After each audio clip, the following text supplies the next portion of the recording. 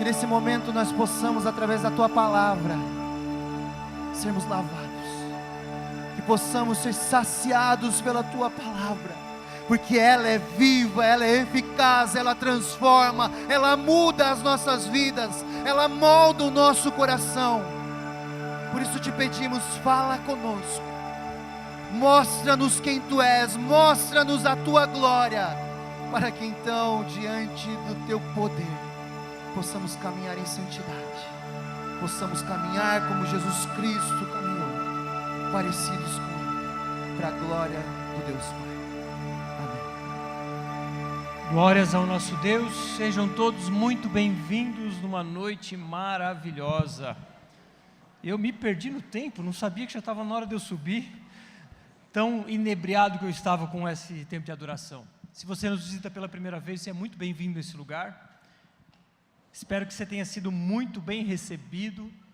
E se você está à procura de uma igreja, essa pode ser a sua, considere essa possibilidade. Nós estamos em uma série intitulada Praticando a Ressurreição. É uma série em que estamos expondo o livro de Efésios. É uma série, portanto, expositiva. E a gente está falando sobre as implicações práticas da ressurreição. Estamos falando nada mais, nada menos do que sobre amadurecimento. E é a missão da Viva. Essa igreja existe para te ajudar a ser parecido com Jesus. Isso é amadurecimento. Então, essa série encaixa muito bem na nossa missão como igreja, que, por sinal, tem uma visão também. Essa igreja entende que nós queremos chegar nos próximos 6 anos, no que chamamos de 80, 60 até 2030. Queremos que 80% desse povo aqui esteja em pequenos grupos, e 60% desse povo esteja servindo, conforme sua paixão, perfil e dons. Então, nessa série sobre amadurecimento, semana passada falamos sobre a soberania de Deus na salvação. Falamos sobre as bênçãos espirituais proporcionadas por Deus. Vimos que Ele é o autor da salvação. Aprendemos que há bênçãos do tempo passado, provenientes do Pai, que Ele nos escolheu e nos predestinou para a adoção. Vimos as bênçãos do Filho, tempo presente. Ele nos redimiu de nossos pecados, Ele nos mostrou os planos do Pai e nos resgatou, e a bênção do Espírito Santo, que é presente, mas com uma repercussão eterna. Fomos selados pelo Espírito Santo, que é a garantia da nossa promessa na eternidade. Hoje nós vamos falar sobre um ponto além desse, ou a partir desse, que eu intitulei como igreja, o povo mais rico da terra. E nós vamos continuar no verso 15. Terminamos na semana passada, Efésios capítulo 1, do verso 1 ao 14, agora a gente vai do 15 ao 22. E a ideia central dessa noite é a seguinte: muitos cristãos não têm consciência das riquezas que possuem. Você tem consciência do quão rico você é? Vamos fazer um exercício. Imagine que você tem um tio milionário, você não o conhece, mas esse tio existe, mora lá no interior do Goiás, tem fazendas, milhões de cabeças de gado, é amigo do Pablo Marçal, com avião, helicóptero, e lá então ele faz fortuna, mas ele não tem nenhum herdeiro a não ser você. Ele sabe que você existe, no entanto ele não te encontra, e ele quer encontrar você para deixar essa herança multimilionária. E não só isso, ele já quer te encontrar para antecipar uma parte no Pix. R$1 milhão no Pix, da noite para o dia, poderia cair na sua conta. Mas você não conhece o tio. Não conhecendo o tio, você não conhece essa herança. O tempo passa, o tio morre, e você então fica sabendo da história do tio do Goiás, que era milionário e queria deixar uma fortuna para você. Como ele não te encontrou, ele deixou para as instituições carentes lá da região, e você perdeu de ficar milionário. Pois bem, muitos cristãos estão nessa situação, são herdeiros de uma grande herança, mas não têm consciência, e porque não têm consciência, não usufruem desses tesouros de Deus na terra.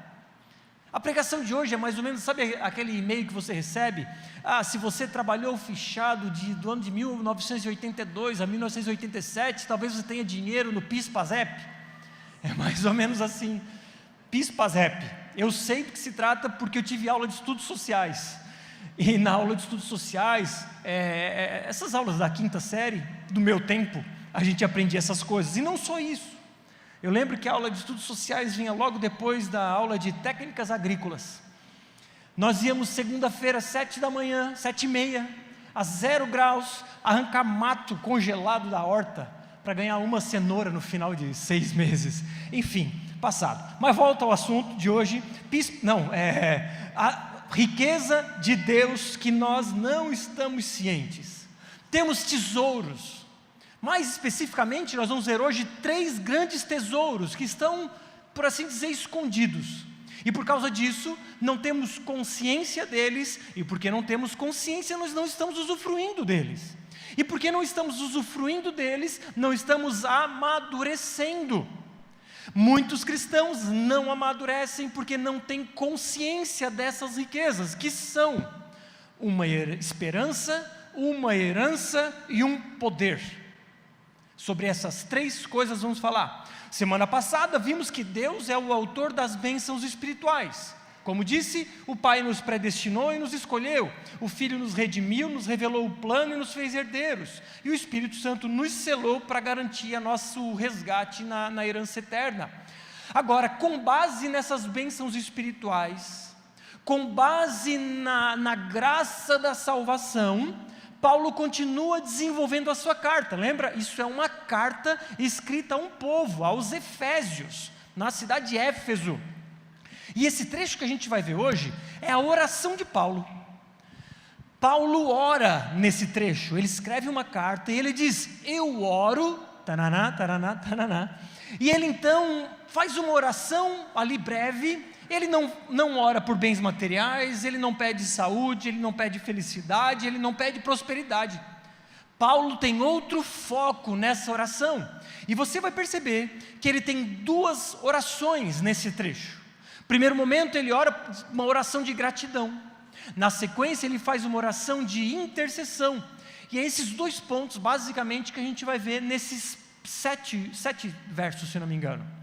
E a primeira delas então, uma oração de gratidão, que está no verso 15 e 16, que diz assim: por isso também eu, tendo ouvido a respeito da fé que vocês têm no Senhor Jesus e do amor para com todos os santos, não cesso de dar graças por vocês, mencionando-os nas minhas orações. Vamos orar mais uma vez? Baixe sua cabeça.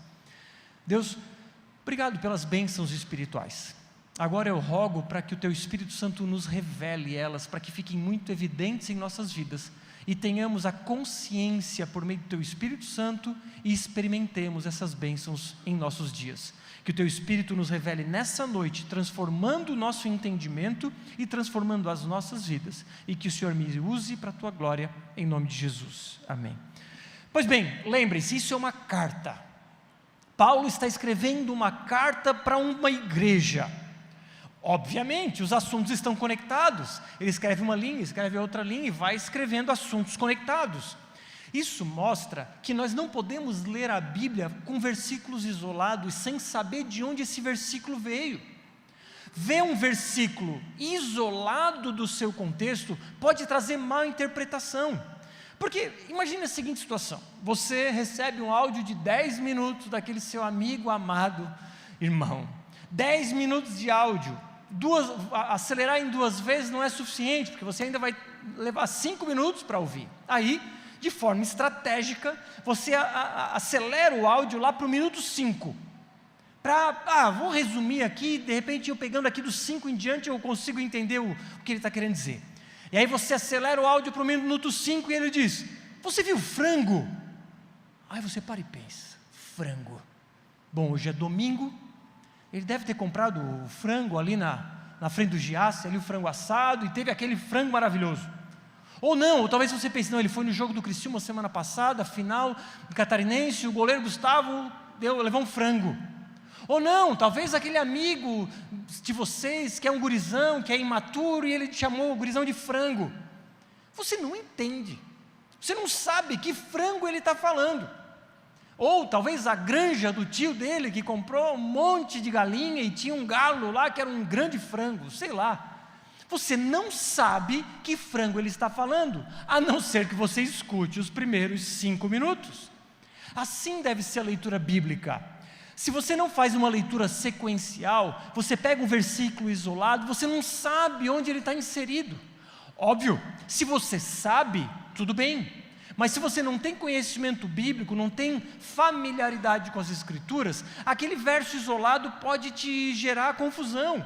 Você não sabe o que está sendo falado, você não sabe que aquilo é uma carta, não sabe quem escreveu, para que escreveu, e por aí afora. É por isso que sempre que pregamos, nós falamos sobre o contexto.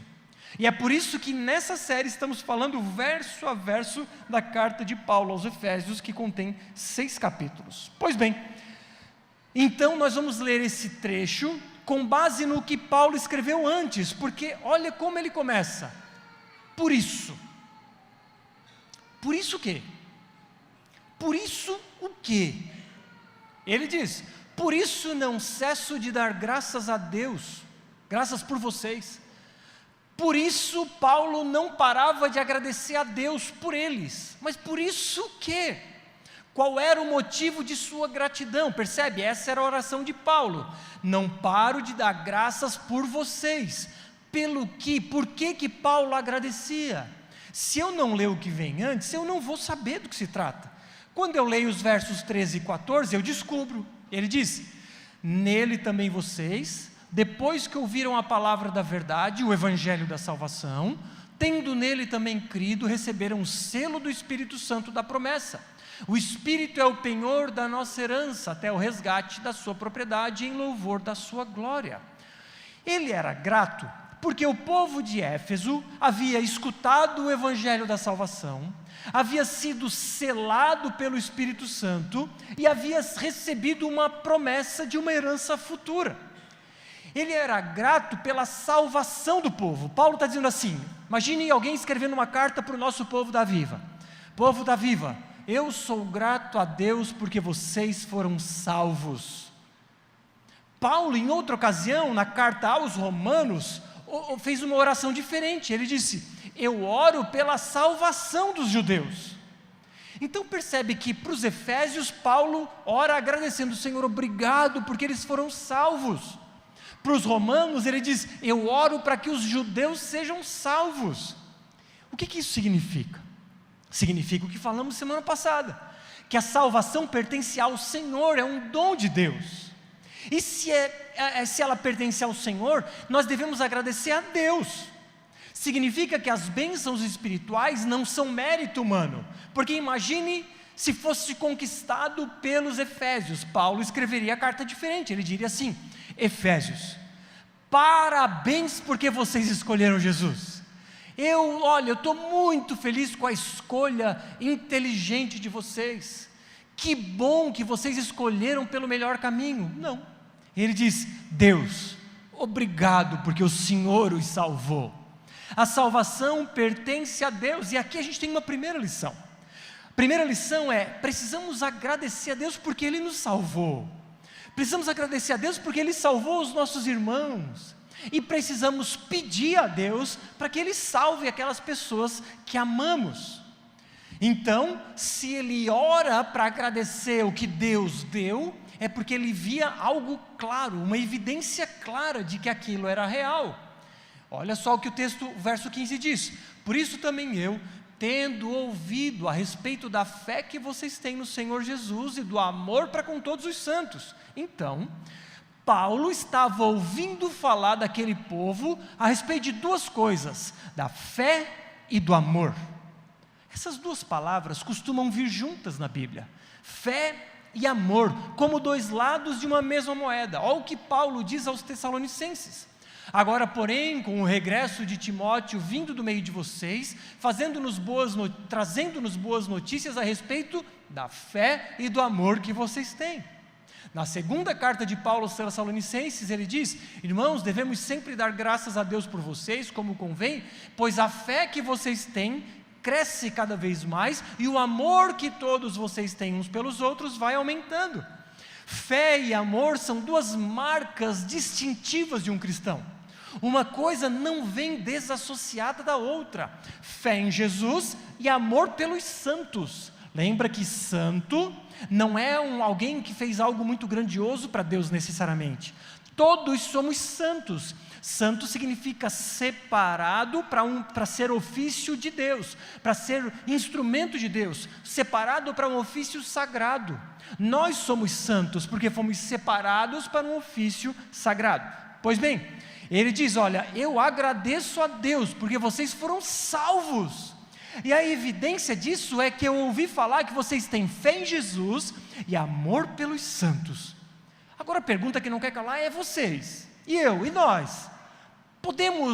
Alguém pode dizer que tem ouvido falar da nossa fé e do amor? Talvez você diga assim, olha Bruno, eu tenho fé. Eu acredito em Deus, acredito em Jesus, acredito em todas essas coisas. Venho até no culto. Irmãos, acreditar não é fé. Os demônios acreditam em Deus e tremem de medo, a Bíblia diz. Fé envolve 3 palavras. A primeira delas é acreditar, é crer. A segunda delas é confiar. E a terceira é ser fiel. Você precisa crer que Jesus é o Filho de Deus e morreu em nosso lugar. Você precisa confiar que Ele levou sobre si os nossos pecados e nós não precisamos fazer mais nada para inteirar esse valor. E você precisa responder com fidelidade. Deixa eu trazer uma ilustração. Sempre uso essa ilustração, você já deve conhecer, alguns de vocês, outros não, então vou repetir. Imagine você estar num grande precipício, e lá tem uma corda bamba, que une um ponto ao outro, e tem um cara que anda de bicicleta naquela corda bamba, não aquelas bicicletas que o Richard anda, aquela que é amarrada, aquela é fácil, aquela não tem erro, você pode até jantar naquela bicicleta, não é, Richard? Essa não tem amarração nenhuma, ele anda de bicicleta na corda bamba, e ele te pergunta, Richard, você acredita que eu consigo fazer esse trajeto? O Richard vai dizer, olha, tu faz isso sempre, eu sim, acredito. Ok, Richard, mas tu confia que eu posso fazer isso? O Richard vai dizer, olha, eu acho que eu confio. Então sobe na garupa e vem comigo. Isso é confiar. Tá, Richard, aí o Richard sobe na garupa. Richard, mas seguinte, tu tem que ser fiel, cara. Tu não pode pender para um lado nem para o outro. Tu não pode me puxar, tu não pode tremer, me ajuda. E aí o Richard vai na garupa quietinho ali, equilibrando. É assim com Jesus. Você acredita em sua obra, você confia que a sua obra é suficiente e você responde obedecendo. Isso é fé. Essa é a fé que Paulo agradecia a Deus porque os efésios estavam demonstrando essa fé. Mas não era somente fé. Essa fé vinha também com amor. Paulo agradecia pela fé e pelo amor. Olha de novo a conexão entre essas duas palavras, em 1 João, e o seu mandamento é esse, que creiamos no nome de seu Filho, fé, acreditar, Jesus Cristo, e nos amemos uns aos outros. Fé e amor são 2 lados da mesma moeda. O amor é a autenticação da fé. O amor é o primeiro fruto do Espírito em Gálatas 5. Tiago também fala de uma fé viva. A fé viva é uma fé de obediência. A fé morta é uma fé sem obras. Então uma fé verdadeira, uma fé real, é uma fé que promove amor uns pelos outros. E aquele que, a Bíblia diz também, aquele que diz que ama a Deus, mas odeia o seu irmão, é mentiroso. Então fé e amor são as 2 marcas distintivas de um cristão maduro. Agora, eu volto a te perguntar, você tem essa fé verdadeira? E você demonstra essa fé por meio de amor pelos santos? O meu convite, ou o convite que Deus nos faz essa noite, é para que nós nos avaliemos. E a forma de avaliar é o quanto nós temos amado uns aos outros. O quanto você tira os seus olhos de si mesmo para se preocupar com o outro. O quanto você realmente se preocupa com a necessidade de quem está sentado ao seu lado. O quanto você realmente se preocupa com a necessidade de um irmão que talvez você não tenha visto mais nos últimos cultos. O quanto você se preocupa com aquele pai do irmão que pediu uma oração ali no grupo da igreja. O quanto você realmente ama os santos. Aqueles que têm a vida girando em torno de si, das suas vontades, dos seus desejos, que não se preocupam com o próximo, provavelmente não têm uma fé verdadeira. Não tem essa fé que Paulo está dizendo. Não é uma fé que se traduz em amor, portanto, possivelmente é uma fé morta. Agora, aqui que está o problema. Aqueles que dizem que têm fé e não amam os irmãos, não têm uma fé salvadora. E porque não têm uma fé salvadora, estão condenados ao inferno, irmãos. Portanto, é algo muito sério. O amor é a evidência se existe uma fé verdadeira ou não. Se você não vê amor ao próximo em sua vida, é possível que a sua fé seja uma fé morta, uma fé inoperante, uma fé que não salva. Agora, calma, você não está condenado ao inferno para sempre, agora está perdido. Não, calma, existe esperança. Mas você precisa se arrepender dos seus pecados e precisa buscar. Jeremias diz: vocês me buscarão e me acharão quando me buscarem de todo o coração. Preguei há algumas semanas. Um encontro com o Mestre transforma vidas. Pessoas que tiveram um encontro com o Mestre tiveram seus corações transformados, uma fé vivificada e um amor que expressa de forma real uns pelos outros. Então, se você ainda não tem isso, ore, busque de todo o seu coração e você vai encontrar. Se você buscar, você vai encontrar. Se você bater, a porta vai se abrir. Então ore com todo o seu coração e busque, e então você vai encontrar. Pois bem, Paulo era grato a Deus pela fé e pelo amor. Por isso Paulo orava, e eu, irmãos, sinceramente, eu sou grato a Deus por vocês. Tanta gente dessa comunidade tem demonstrado uma fé genuína e um amor real. Eu vejo as mulheres que estão orando nas quartas à tarde. Eu vejo as pessoas que se reúnem com a gente às 6 da tarde em oração antes do culto.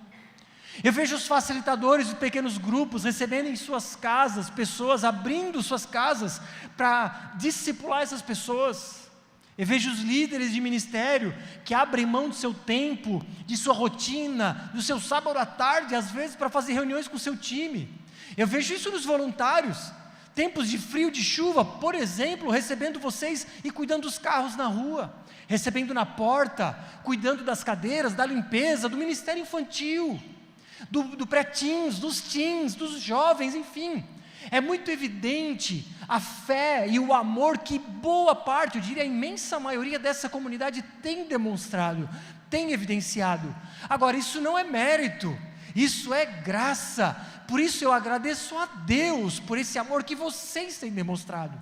A generosidade financeira, o cuidado de uns pelos outros, isso é a graça de Deus, isso são as bênçãos espirituais, como falei semana passada, que são reais nas nossas vidas e que se demonstram em termos de amor uns pelos outros. Pois bem, a primeira oração era Paulo agradecendo, a segunda oração é Paulo pedindo, a intercessão de Paulo, verso 17 ao 19 diz assim: peço ao Deus de nosso Senhor Jesus Cristo, Pai da glória, que conceda a vocês espírito de sabedoria e de revelação no pleno conhecimento dele. Peço que ele ilumine os olhos do coração de vocês, para que saibam qual é a esperança da vocação de vocês, qual é a riqueza da glória de sua herança nos santos, e qual é a suprema grandeza do seu poder sobre nós, os que cremos, segundo a eficácia da força do seu poder. Irmãos, isso aqui é difícil. Confesso que demorei um tempo para entender.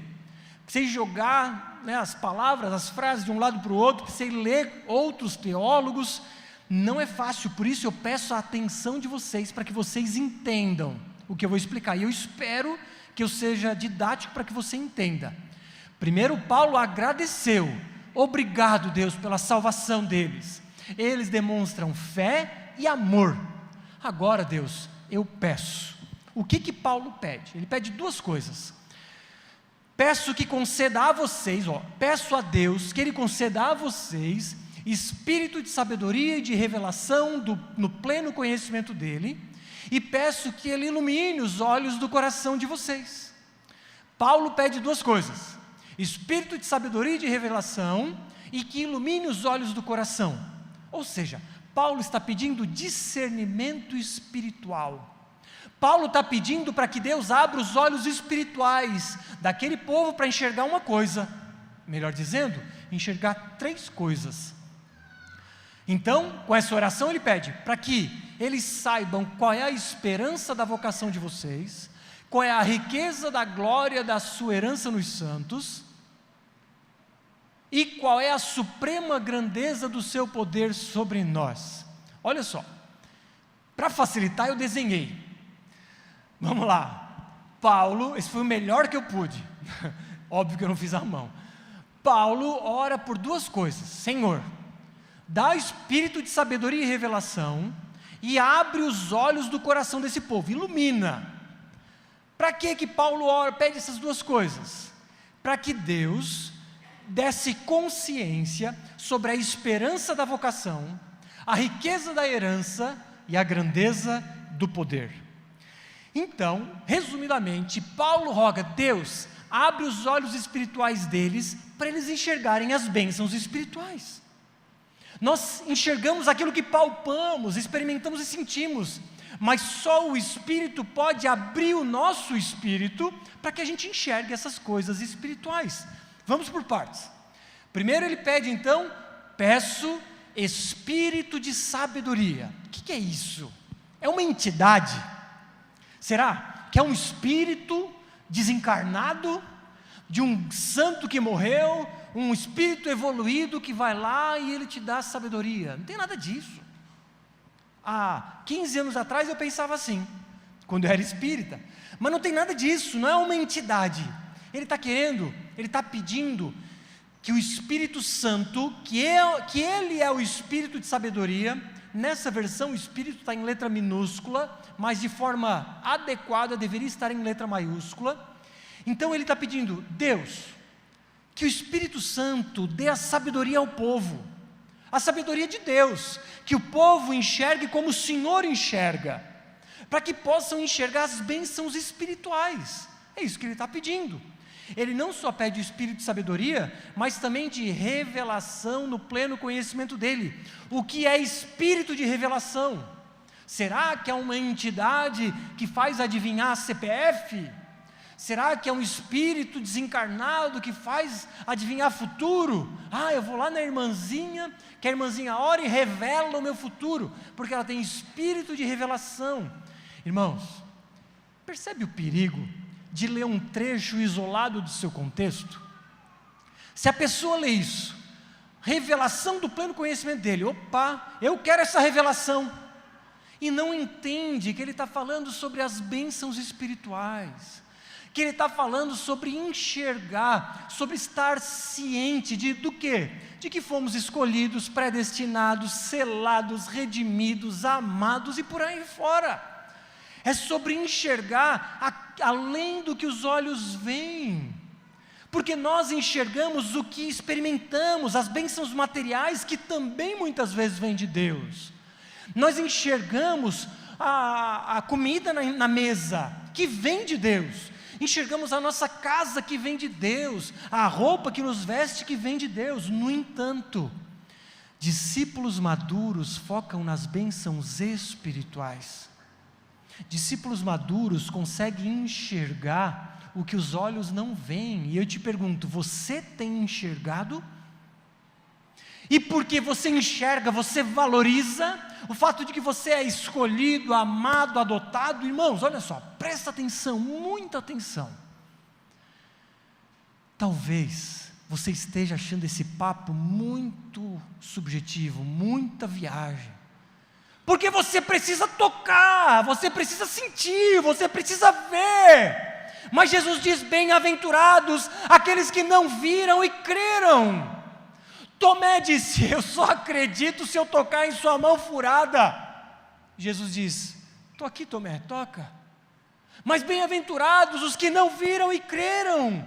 Crianças precisam ver, crianças precisam tocar, crianças precisam de uma garantia de que aquilo é real. Crianças não acreditam naquilo que não vem, é difícil. Crianças não acreditam na subjetividade. Adultos sim. Então cristãos infantis, imaturos, não conseguem enxergar as bênçãos espirituais, que é o que verdadeiramente tem valor. Por isso que nós valorizamos muitas vezes as bênçãos materiais, porque não enxergamos aquelas que são espirituais. E era por isso que Paulo orava, ele dizia: Senhor, eu agradeço pela fé e pelo amor deles, mas por favor, abre o entendimento espiritual deles, revela a eles sobre essas bênçãos espirituais, porque, irmãos, vamos ser francos, se o Irã começa a soltar míssil aqui no Brasil, e manda radicais islâmicos para cá, e aí alguém entra com metralhadora aqui, dizendo: ó, levanta a mão aí, quem nega Jesus, que eu vou liberar vocês. Irmãos, aquele cristão que só vê aquilo que se pode tocar, vai dizer: Alá é meu Deus, essa pessoa vai dizer. Agora, aqueles que enxergam as bênçãos espirituais, aquilo que não se vê, aquilo que não se toca, aquilo que não se experimenta, vão dizer: o meu Senhor é Jesus Cristo, e na eternidade eu vou viver com Ele, e eu não o nego. É porque para a gente é fácil, né? E a gente vive nessa cultura do consumo, que tudo a gente quer comprar, que a gente quer experimentar, e a gente quer experimentar as bênçãos de Deus, mas como que se experimenta a predestinação? A escolha, o amor, como que se experimenta o selo do Espírito? São coisas mais complexas, que precisa de um entendimento espiritual, e era por isso que Paulo orava, para que eles tivessem um discernimento espiritual, então, enxergassem a esperança da vocação, a riqueza da glória de sua herança, e a suprema grandeza do seu poder. Então, vamos lá, Paulo orava para um discernimento espiritual, a respeito de uma esperança, de uma herança e de um poder. É isso que precisamos enxergar, irmãos, que tem uma esperança, além do que o meu olho vê, que existe uma herança, além do que eu posso experimentar hoje, e um poder muito mais forte do que qualquer poder mundano. Então o primeiro ponto é a esperança, e aqui eu uso a nova versão transformadora, para facilitar o entendimento, que diz: oro para que o coração de vocês seja iluminado, a fim de que compreendam a esperança concedida àqueles que Ele chamou. Existe uma esperança para você, uma esperança para você que foi chamado, uma esperança para aliviar os seus fardos, uma esperança para que você encontre uma paz que excede o entendimento, uma esperança para aliviar a sua sede, a sede da sua alma, como nós cantamos há pouco, uma esperança para aliviar as suas preocupações, a sua ansiedade, uma esperança de que há a possibilidade de viver em santidade, porque fomos chamados para sermos seus seguidores, e há uma esperança de experimentar a herança hoje, tudo porque fomos chamados para aliviar os fardos, chamados para sermos seus seguidores, chamados para experimentarmos uma paz que excede o entendimento, chamados para uma esperança. Você é amado, você foi aceito, você consegue enxergar isso? E talvez de novo você não consiga entender isso, talvez você não consiga compreender, palpar esse amor, mas rogue para que o Espírito Santo te revele a respeito desse amor que só é compreensível pelos olhos espirituais. E eu oro, irmãos, para que vocês enxerguem essa esperança, porque do contrário, a vida é sem graça, a vida gira em torno de um prazer aqui e outro acolá. Agora aqueles que entenderam a esperança, aqueles que foram chamados, esses vivem a vida com gosto. Não há só uma esperança, mas também há uma herança. Ele ora a fim de que compreendam a rica e gloriosa herança que Ele deu ao seu povo santo. Ele pede discernimento para que a gente compreenda essa herança. Que herança é essa? Lembra, semana passada falamos que fomos adotados. Se fomos adotados, temos direito à herança daquela família que nos adotou. E se há uma herança, existe uma garantia. Mas que herança é essa? De que herança ele está falando? Será que é herança de ficar rico? Não, meus irmãos, é herança eterna, que João teve uma visão sobre essa herança. Lá em Apocalipse ele relata essa visão dele, ele diz: eis o tabernáculo de Deus com os seres humanos, Deus habitará com eles, eles serão povos de Deus, e Deus mesmo estará com eles, e será o Deus deles, e lhes enxugará dos olhos toda lágrima, e já não existirá mais morte, já não haverá mais luto, nem pranto, nem dor, porque as primeiras coisas passaram, irmãos. Será que não estamos entendendo que herança é essa?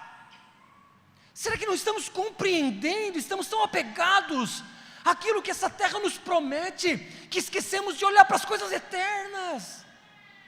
Não valorizamos aquilo que receberemos na eternidade, que é o descanso eterno, um tempo sem dor, sem sofrimento, um tempo de paz plena, de satisfação completa, um tempo que estaremos face a face com Jesus. Mas nós não enxergamos isso e não valorizamos isso.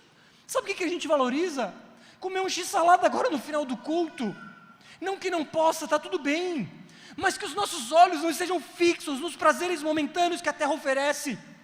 Que todas as manhãs o que nos estimule a trabalhar seja a herança eterna que nos está guardada. E não só está guardada, ela está garantida. Lembra, semana passada falamos, ela está garantida, porque isso faz parte do plano eterno de Deus. E não só isso, ela está garantida porque ganhamos o selo da promessa, que é o Espírito Santo. O Espírito Santo que você já tem é a garantia de que receberemos a herança completa. Mas lembra que essa garantia é uma antecipação, é um penhor, é um pagamento antecipado. Esse pagamento antecipado, lembra que eu falei semana passada, era um dinheiro que recebia antes, que garantia o pagamento da dívida total. E nós já recebemos uma parte que é o Espírito Santo. Significa que em vida podemos experimentar uma antecipação da eternidade.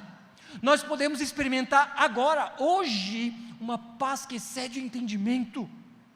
Hoje eu posso dormir tranquilo, em paz, porque a minha herança está garantida.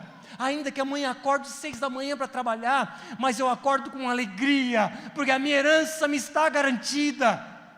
Eu acordo com paz, porque eu já faço parte do reino de Deus, eu faço parte de sua família. Eu experimento esse amor, que Ele me amou, com amor incondicional, e por causa disso, eu experimento paz e satisfação. Mas se você não enxerga essa herança, se você não tem olhos espirituais para enxergar isso, você não consegue experimentar isso. É por isso que muitos de nós estão atribulados, ansiosos, preocupados excessivamente, porque somos bebês espirituais, tão focados nos prazeres momentâneos, nos bens materiais, focados nas coisas passageiras, como crianças que querem um brinquedo agora, como bebês que querem mamar agora, mas não conseguimos esperar pelas bênçãos eternas, não conseguimos valorizar as coisas que não se veem. Como bebês espirituais, queremos o hoje, queremos aquilo que podemos palpar, experimentar e ver, sentir o gosto. Mas Deus, rogamos a Ele, para que Ele abra o nosso entendimento, para que olhemos para essa herança eterna e passemos a valorizar o que de fato tem valor. Por isso, ore, peça a Deus para que os seus olhos sejam abertos, para que você enxergue e valorize o que de fato tem valor, que é a herança eterna.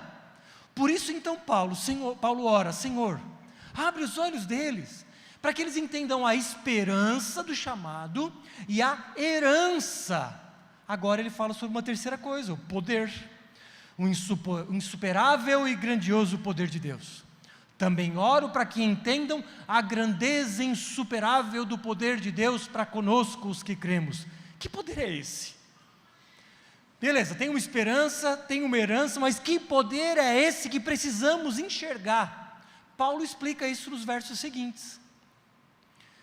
Ele exerceu esse poder, que eu estou pedindo para que vocês enxerguem, em Cristo, ressuscitando entre os mortos e fazendo-o se assentar à sua direita nas regiões celestiais, acima de todo principado, potestade, poder, domínio de todo nome que se possa mencionar, não só no presente século, mas também no vindouro.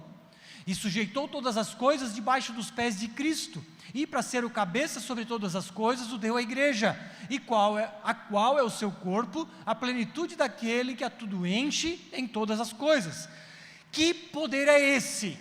Ele fala sobre 3 manifestações desse poder. Um poder que ressuscitou Jesus, um poder que fez Jesus se assentar à direita do Pai para dominar sobre o cosmos, e o poder que fez de Jesus o cabeça da igreja, nós. Então o primeiro poder, a primeira manifestação do poder é a ressurreição. Jesus foi ressuscitado dentre os mortos, e isso aconteceu mediante um poder, o poder de Deus. O poder do Pai tira Jesus da morte para a vida, fazendo então com que fosse uma expressão de que o Pai aceitava o sacrifício do Filho. Era a autenticação da obra de Cristo. O fato de Deus ressuscitar Jesus dentre os mortos significa que o sacrifício feito em nosso favor foi aceito. Era Deus dizendo assim: eu aceito esse sacrifício, e a minha ira, que seria colocada sobre o meu povo, é colocada sobre Jesus, o Filho. Agora não há mais ira de Deus sobre nós. Agora nós somos amigos, não há mais condenação sobre nós. A ressurreição mostra isso. A ressurreição então evidencia de que a ira do Pai foi aplacada, e por isso estamos livres. Fomos justificados, significa que fomos considerados justos. Esse poder ressuscitou Jesus dos mortos. Esse poder também fez Jesus assentar à direita do Pai. É o lugar de domínio, é o lugar de maior importância de todo o cosmos. Jesus à direita do Pai significa que Ele domina toda a criação. Significa que Jesus domina cada centímetro quadrado do planeta Terra e de todo o cosmos. Significa que tiraram dele uma coroa de espinhos para colocar sobre ele a coroa que evidencia o reinado sobre o cosmos. Cada centímetro quadrado pertence a ele. Irmãos, eu não sei com você, mas essa doutrina me traz paz. Saber que Jesus controla tudo me faz descansar. Então, se você está indignado com os governantes, indignado com o Irã, tudo bem, faz parte da indignação, e eu também fico. Mas saiba, irmãos, que não há motivo para preocupação. Jesus cuida de cada centímetro quadrado da terra. Por isso descanse. E a terceira evidência do poder é que Ele é o cabeça da igreja. Significa que Ele tem autoridade, governo e proteção. Agora significa que eu e você, a igreja, somos o representante de Jesus na terra. Significa que somos o seu corpo na terra, a sua parte na terra. Significa que somos seus instrumentos. Irmãos, agora, saber desse poder não tem a ver sobre, agora eu vou dominar sobre a terra. Agora o meu pai é o dono de todo o ouro e da prata, então eu tenho direito a todo ouro e prata. Não é sobre isso. Paulo morreu pobre, abandonado. Não é sobre isso. Mas que poder é esse então, Bruno, que está à nossa disposição? Está lá em Atos, capítulo 1. Mas vocês receberão poder para ficar ricos e prósperos. Não. Ao descer sobre vocês o Espírito Santo, e serão minhas testemunhas. Irmãos, é poder para ser testemunha de Jesus. É poder para andar na contramão. É poder para ser um bom marido, um líder de casa. É poder para ser uma esposa ajudadora. É poder para ser um filho obediente.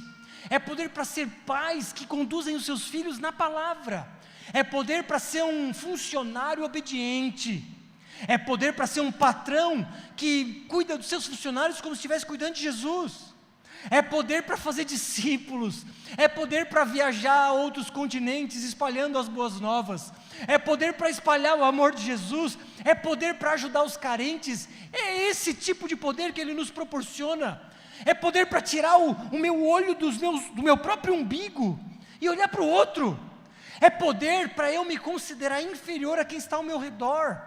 É poder para eu me preocupar com quem está ao meu redor. É sobre isso.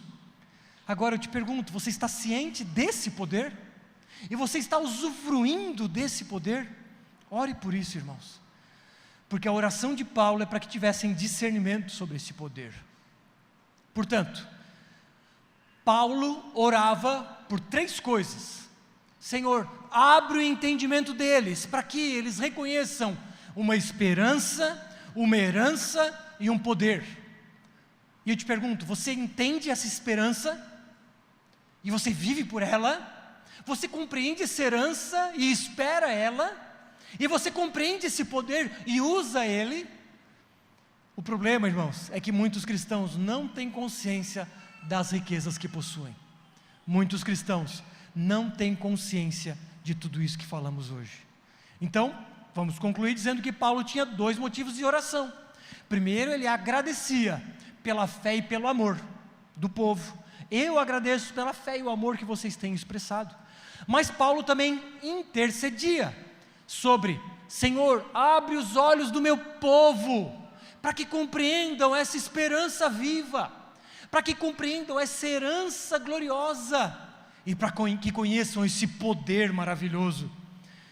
Isso é ser um cristão maduro, irmãos. O cristão maduro é aquele que consegue entender essas coisas, é aquele que está ciente de tudo isso. Um cristão bebê espiritual, um menino espiritual, é aquele que está focado em bens materiais.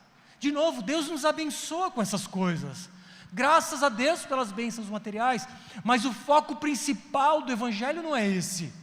A gratidão, Paulo estava preso enquanto escrevia essa carta, e ele disse: Senhor, obrigado pelas bênçãos espirituais. Agora eu te peço, para que o meu povo enxergue. Essa é a marca de um discípulo maduro. Ele consegue discernir a esperança, a herança e o poder. Por isso eu finalizo com 2 perguntas. Você tem demonstrado fé genuína em Jesus e amor aos santos como verdadeira marca dos seguidores de Jesus? Você tem verdadeira fé e verdadeiro amor? Pense sobre isso. Segunda pergunta: você tem consciência a respeito da esperança, da herança e do poder a nós concedidos? Então eu vou finalizar com 3 passos práticos. Aqueles que disseram, ou que pensaram: eu não tenho fé, eu não tenho amor, eu penso só em mim mesmo, eu não estou nem aí para quem está ao meu redor. Essas pessoas estão longe de Jesus. Essas pessoas provavelmente não foram regeneradas. Elas ainda estão sob a ira do Pai. Elas são como o filho pródigo que fugiu de casa para curtir a vida. Para essas pessoas existe esperança, mas você precisa buscar, você precisa pedir. Jesus te diz, você que não vê fé e amor em sua vida, ouça o que Jesus te diz: peça, ele te será dado, busca e você achará, bata e a porta te será aberta, porque todo que pede recebe, o que busca encontra, e quem bate a porta é aberta. Quem de vocês, se o filho pedir pão, lhe dará uma pedra? Ou se pedir um peixe, lhe dará uma cobra? Irmãos, se você está longe, abra o seu coração a Ele, rogue, peça. No final vem falar com a gente, os pastores vão estar aqui na frente, caso você queira conversar sobre isso. Nós vamos te dar talvez algumas direções de como fazer isso, mas não esteja longe. Agora, se você enxerga fé e amor, mas não consegue discernir as bênçãos espirituais, se você ainda está focado nas bênçãos materiais, se você não consegue enxergar a herança, a esperança, o amor, o poder, eu te sugiro que você tenha um tempo de solitude e contemplação, não mas diário, que diariamente você pare, ore, fique em silêncio, contemplando e refletindo sobre o quê? Sobre a esperança, sobre essa herança, sobre o amor, sobre o poder, e peça a Deus discernimento para que seus olhos espirituais sejam abertos. Agora, se você respondeu dizendo: não, eu tenho fé e amor, e eu consigo valorizar todas essas bênçãos espirituais, então ore pelos seus irmãos, ore por aqueles que ainda não enxergaram. Todos nós temos um passo a dar nessa noite, ou um passo de preciso de fé e amor, Senhor, abre, rasga o meu coração e mostra, ou Senhor, abre o meu entendimento espiritual para eu entender que herança é essa, que esperança é essa, que poder é esse, ou Senhor, abre o coração dos meus irmãos para que eles compreendam tudo isso. Todos nós vamos orar, cada um por um motivo, nesse momento enquanto o louvor tocar. A banda pode subir e nós vamos orar agora. Baixe sua cabeça.